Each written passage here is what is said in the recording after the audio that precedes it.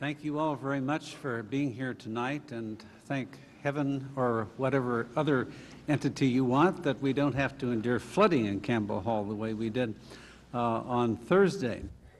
Let me first then introduce the two speakers.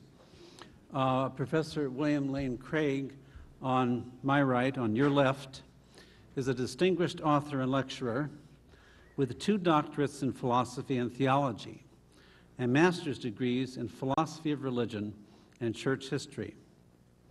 With over 80 articles and books in print on such topics as the existence of God, the resurrection of Christ, the Big Bang, and the Hartle-Hawking cosmology, referring, of course, to Stephen Hawking and UCSB's own James Hartle, Craig understands the most important cosmological and religious topics of our time. He has made many video appearances and has lectured around the world. Professor Craig will present and advocate the Christian worldview. Professor Garrett Hardin, on my left and on your right, is Professor Emeritus of Biological Sciences at UCSB, and he is world famous for his penetrating discussions of bioethics in a number of books and articles intended for both scientific and general audiences. He is perhaps most famous for his essay, quote, "The Tragedy of the Commons," end quote, addressing ecology, population science, and political science. The essay has been reprinted in more than 100 anthologies. Hardin's work, especially that on population and abortion, has been enormously influential, and Professor Hardin will present and advocate the worldview of scientific naturalism. Before I have the speakers speak for themselves, I want to give you an idea of the format that we're going to use here. There will be an initial presentation in which Professor Craig will speak for 18 minutes and followed by Professor Hardin, who will speak for 18 minutes. Then there'll be a first rebuttal of 8 minutes for Professor Craig and 8 for Professor Hardin, and a second and final rebuttal of 5 minutes for Professor Craig and 5 for Professor Hardin. After that, we will then have questions from the audience. You come forward, and I'm going to try to alternate, so if you could let me know which speaker you want to address your question to, then I can alternate between the two speakers. But we'll come to that later on. So at this moment, I think we're ready to begin, and so I present Professor William Lane Craig. Thank you.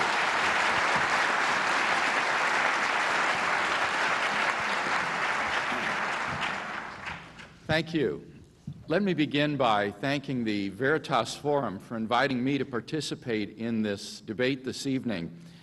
The questions that we're going to be talking about are of profound importance, and it's my hope that the discussion tonight will be a significant step forward in each of your own personal spiritual journeys. Now, when we ask the question, scientific naturalism versus Christianity, we're asking which of these two worldviews is true. Accordingly, we must conduct our inquiry on the basis of the 9 fundamental logical laws of reasoning. And we need to ask ourselves the 2 questions. First, what reasons are there to believe that scientific naturalism is true? And secondly, what reasons are there to believe that Christianity is true?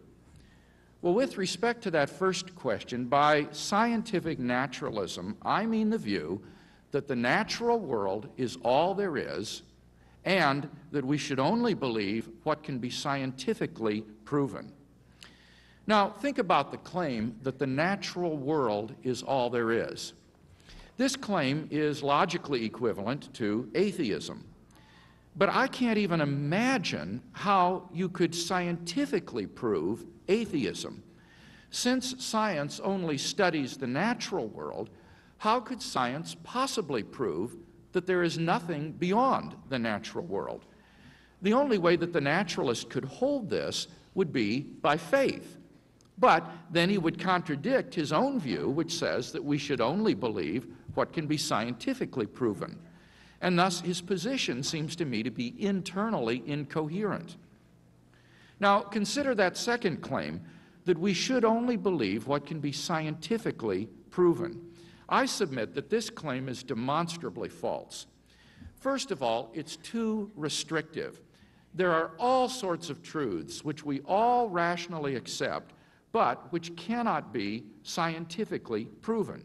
For example, mathematical and logical truths, metaphysical truths like the external world is real, ethical truths, aesthetic truths, and even scientific truths. The fact is that science itself is